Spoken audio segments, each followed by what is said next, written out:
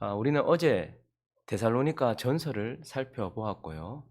오늘부터는 데살로니가 후서를 살펴보게 되었습니다.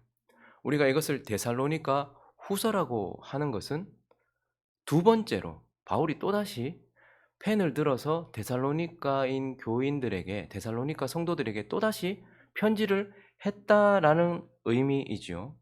그러면 바울이 데살로니가에 먼저 편지를 보냈던 전서를 보내고 나서 또다시 데살로니가 교회에 펜을 들어야 했던 이유가 무엇일까? 왜 두 번째 또 편지를 또 써야 했을까? 왜 그 편지를 보냈어야 했는가? 데살로니가 후서 전체의 내용을 통하여서 우리가 알게 되는 것은 가장 중요한 이유는 데살로니가 성도들에게 계속해서 고난이 가중되고 있었기 때문이었습니다. 데살로니가 교회는요, 교회를 훼손하려고 하는 대적자들에 의하여서 계속 고난을 받고 있었고요. 또한 교리를 훼손하려고 하는 거짓 선지자들에 의하여서 계속 고난을 받고 있었어요.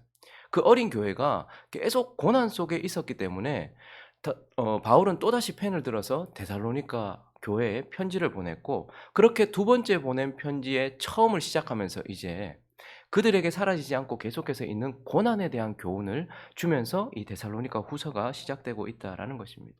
그래서 왜 그들이 계속 고난을 받고 있는지, 왜 하나님은 고난을 허락하시는지, 이런 것들에 대하여서 교훈을 주면서 데살로니가 후서를 시작하고 있습니다. 그래서 우리는 오늘 이 본문 말씀을 함께 살피면서 왜 성도들은 고난을 받아야 하는지, 왜 성도들은 고난 속에 있게 되는지, 그리고 하나님은 왜 성도들에게 고난을 허락하시는지, 오늘 데살로니가 후서 1장을 통하여서 두 가지로 나누어서 교훈을 살펴보려고 합니다. 그 첫 번째는 하나님께서 공의로우시기 때문이다라고 우리에게 말씀합니다.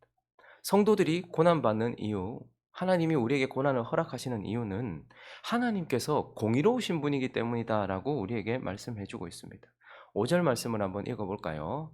5절 시작.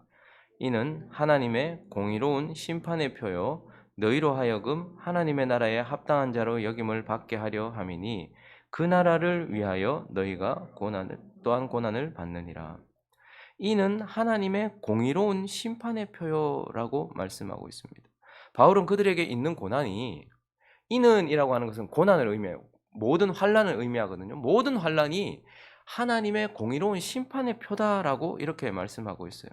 저기 심판이라는 단어는 디카이오스라는 단어인데 그릇됨이 없는 이런 뜻이거든요. 심판이라는 단어는 디카이오스, 그릇됨이 없는 이런 뜻입니다. 그리고 뒤에 표라는 단어는 엔데이그마라는 단어인데 명백한 것 이런 뜻이거든요. 자, 그러면 이렇게 원문을 살려서 해석을 해보면 고난은 하나님께서 공의로우시다라는 명백한 증거다, 이런 뜻이 되어지는 것입니다.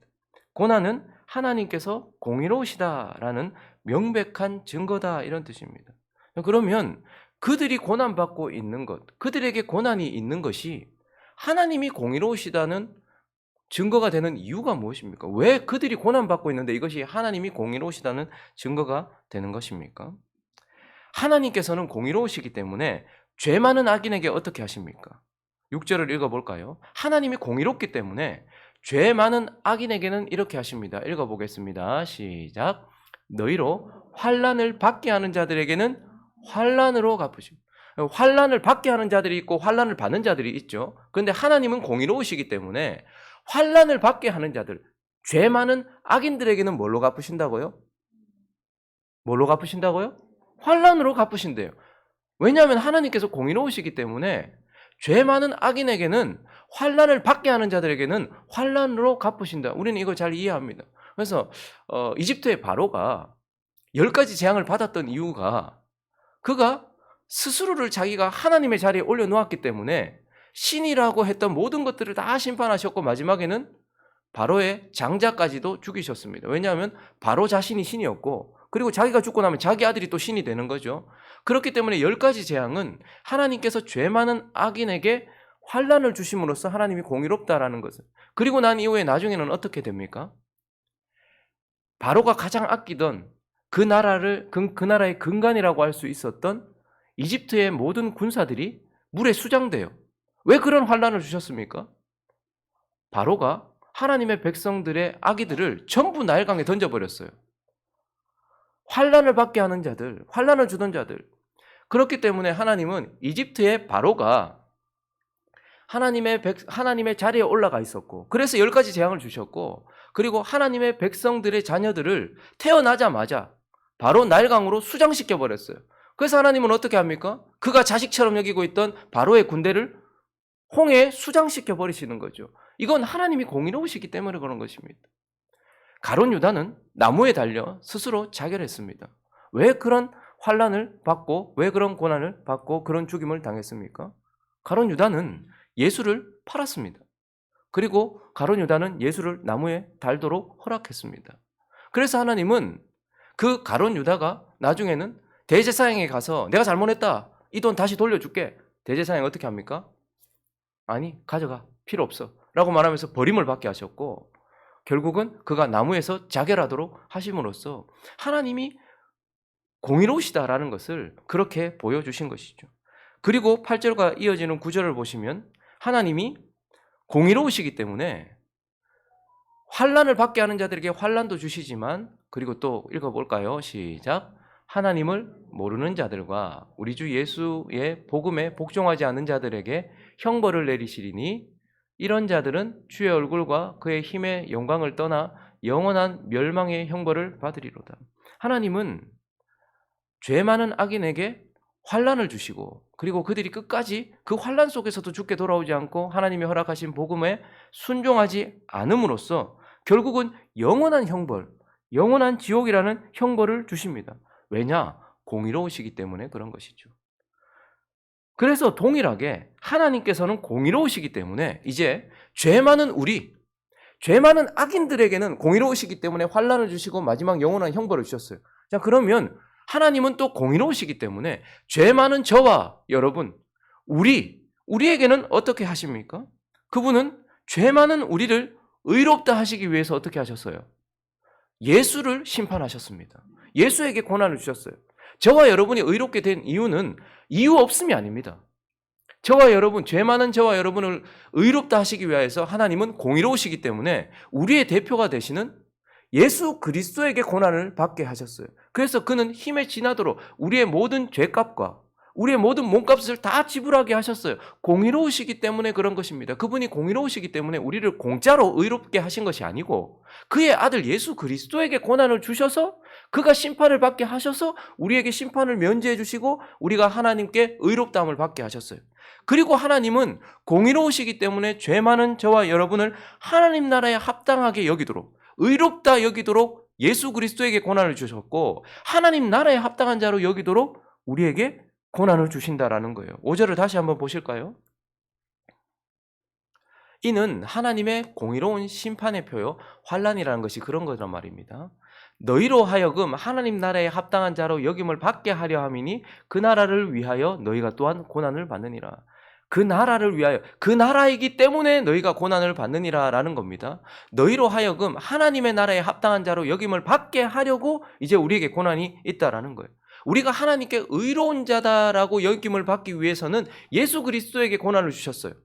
그런데 의롭게 된 자가, 의롭다 칭함을 받은 자가 이제 하나님의 나라에 합당한 자가 되게 하시기 위해서 하나님께서 어떻게 하신다는 거예요? 우리에게 고난을 주셔서 죄 많은 우리의 죄를 다루시고 우리를 다루심으로써 우리가 하나님 나라에 합당한 자가 되게 하신다라고 말씀하고 있는 것입니다.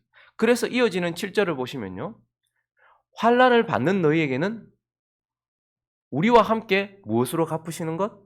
안식으로 갚으시는 것이 하나님의 공이다. 하나님은 공의로우시기 때문에 우리를 의롭다 하시기 위하여서 예수 그리스도에게 고난을 받게 하셨습니다. 그리고 하나님은 공의로우시기 때문에 하나님 나라에 합당치 않은 우리를 그냥 너 하나님 나라야 라고 말하지 않고 합당치 않은 우리가 하나님 나라에 합당한 자로 여김을 받게 하시려고 우리에게 고난을 주시는 거예요.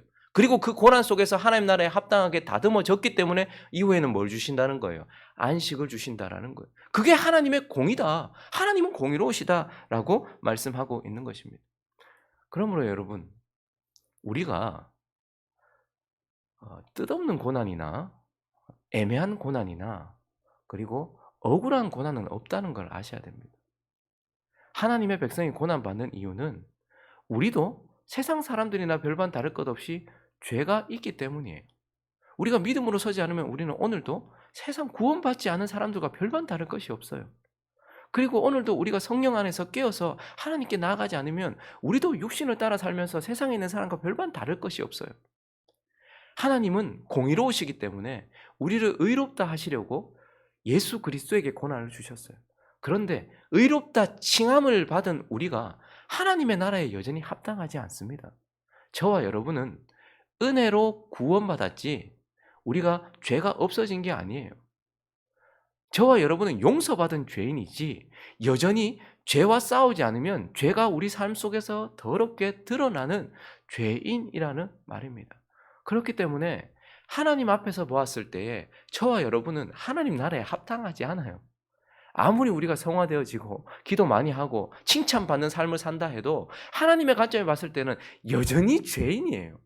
그러니 하나님 나한테 왜 고난을 주시냐 이렇게 말하는 것 자체가 교만입니다. 우리가 욥이 고난 받을 때도 봤잖아요.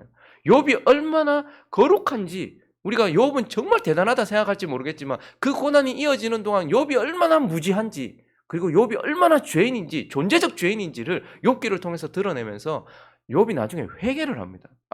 내가 아무것도 모르고 하나님 앞에서 입을 벌렸고 내가 죄 가운데 있으면서도 하나님 앞에 의롭다라고 내 스스로가 고백했던 것에 대하여 회개합니다. 이렇게 말하는 것이죠.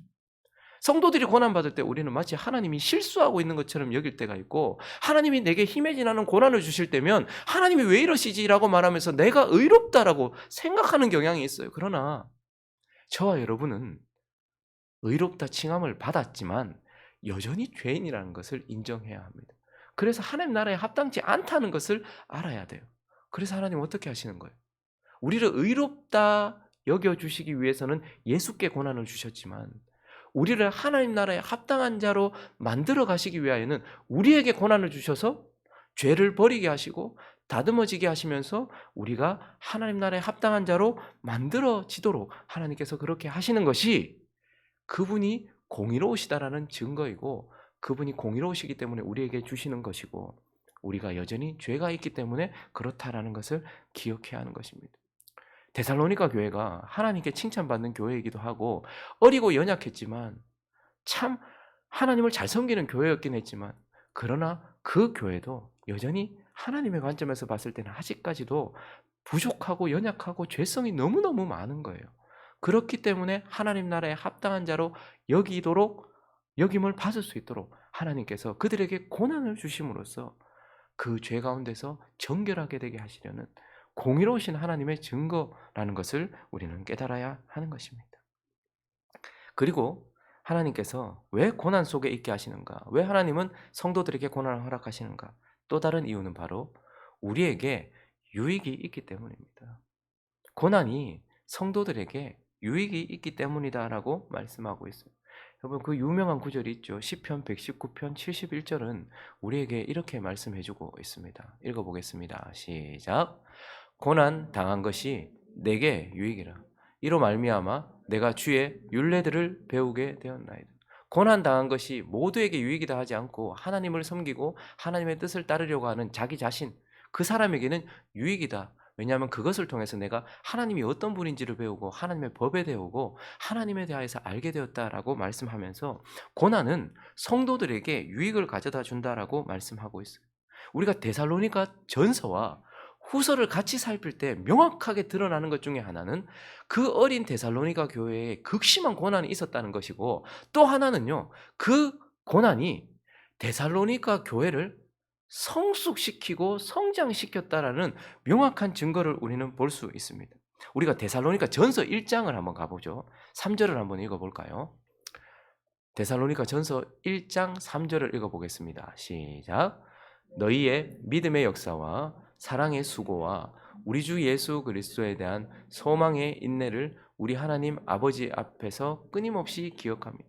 우리는 전서를 통하여서 저 어린 교회이지만 그러나 그 교회에 믿음, 역사하는 믿음이 있었고 사랑, 수고하는 사랑이 있었고 소망, 인내하는 소망이 있었다라는 것을 보게 돼요.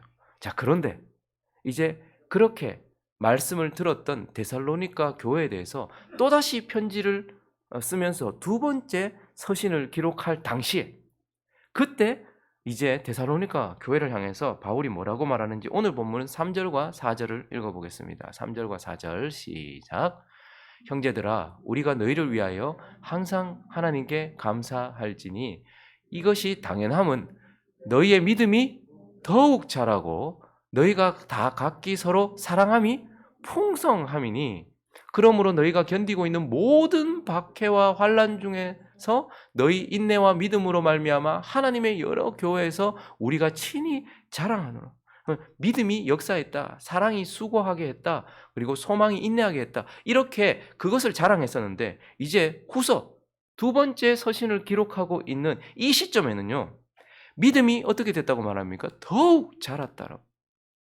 믿음이 더욱 성숙했다라고 말해요. 그리고 사랑도요. 풍성해졌다라고 말해요. 그리고요. 소망으로 인한 인내도 모든 박해와 환난 중에서 그 인내가 더 커져서 모든 교회에 친히 자랑할 만할 정도로 성숙했다라는 것이죠. 그래서 성도들은 은혜 가운데서도 자라지만요. 고난 가운데서도 자란다라는 거예요. 그 고난이 성도들에게 분명하게 유익을 가져다 주었고 데살로니가 교회를 통해서 우리가 보는 것은 그들에게 있었던 환난과 고난이 그들을 확연하게 자라게 만든 유익이 있었다라고 우리에게 말씀하면서 하나님께서 고난을 성도들에게 허락하시는 이유는 그 고난이 성도들에게 유익을 가져다 주기 때문이다라고 말씀하고 있는 것입니다. 말씀을 정리하겠습니다. 성경의 많은 인물들 중에 하나님께 큰 사랑을 받은 사람들이 있죠. 물론 우리도 다 사랑하시지만 특별히 하나님께서 구별하여 사랑하셨던 사람들이 있습니다. 그 중에 한 사람이 아마 다윗일 겁니다. 다윗은 내종하면서 끝까지 그래서 자기의 가장 사랑하는 아들 예수 그리스도의 예표가 되게 하셨던 인물이 다윗입니다. 그런데 다윗에게 가장 많았던 것은 무엇일까요? 환난이고 고난이었던 것입니다. 근데 왜 하나님은 다윗에게 그렇게 큰 환난과 고난을 주셨습니까? 그 긴 시간 동안 환난과 고난을 주셨습니까? 사울이 악했기 때문입니까? 다윗이 고난받은 이유가 그 앞에 있었던 사울이 악하기 때문에 그 사울 때문에 다윗이 고난받았다. 우리는 이렇게 생각할 수도 있어요. 틀린 말은 아닙니다. 사울이 악했기 때문에 다윗이 그 사울을 통해서 고난받은 건 맞아요. 그러나 성경 전체를 통해서 보면 다윗이 고난받은 이유는 다윗 안에 죄가 많았기 때문이에요. 다윗이 하나님 나라에 합당치 않았기 때문이에요. 예수 그리스도의 피로 구원받아서 의롭다함을 받았지만 다윗이 의로운 자이긴 했지만 의롭다함을 칭함을 받은 자이긴 했지만 다윗도 하나님 나라에 합당치가 않은 자였어요. 그렇기 때문에 하나님은 하나님 나라에 합당한 자로 여김을 받도록 하기 위해서 다윗에게 고난을 주셔서 그 많은 고난 속에서 다윗이 다듬어지고 죄를 버리고 예수 그리스도를 닮아가도록 하셨던 것이죠. 그러므로 다윗도요. 그 많은 고난 속에서 참 이 고난 애매하다. 하나님 억울합니다라고 말하지 않고 그 고난을 받았던 이유는 그 속에 있는 죄가 고난 속에서 명확하게 드러나는 것을 보면서 늘 하나님께 회개하고 다듬어진 것을 보게 됩니다. 그러므로 우리가 힘들고 어렵긴 하지만 하나님 나한테 왜 이렇게 고난을 주시지? 라고 생각할 때에 고난이 힘들다라고 하나님께 호소하는 것은 괜찮지만 하나님이 고난이 내게 필요 없습니다라고 말할 수 있는 존재는 아무도 없어요. 저도 최근 들어서도 그렇고 우리 교회에 와서도 그렇고 좀 힘든 때가 있었어요. 근데 그때 '하나님 왜 이렇게 힘듭니까?' 지나고 보니 그 고난은 다른 사람의 문제도 아니었고 환경의 문제도 아니었어요. 제가 하나님 나라에 합당치 않은 모습이었기 때문에 하나님이 그렇게 고난을 주셨던 것이고 그건 너무너무 당연한 것이었고 그 이유는 또한 하나님이 공의로우시기 때문에 그런 거예요. 그래서 세상 누구도요. 하나님 앞에 애매하다라고 말할 수 없어요. 하나님 왜 저 사람 의롭다 하셨습니까? 예수가 고난받았다. 하나님 저 사람 왜 하나님 나라를 합당하다고 여깁니까? 그가 고난을 받고 있지 않느냐. 하나님은 공의로우시기 때문에 우리에게 고난이 있다라는 것을 기억하시고 그리고 그 고난은 반드시 우리에게 유익을 만들어 낸다라는 것을 기억하면서 우리에게 고난이 있는 이유를 다시 한번 뒤집어서 마음에 받고서 그 고난 가운데서 우리 자신을 다듬어가고 하나님이 바라시는 합당한 모습으로 되어져가는 저와 여러분 되시기를 예수 그리스도 이름으로 축원합니다.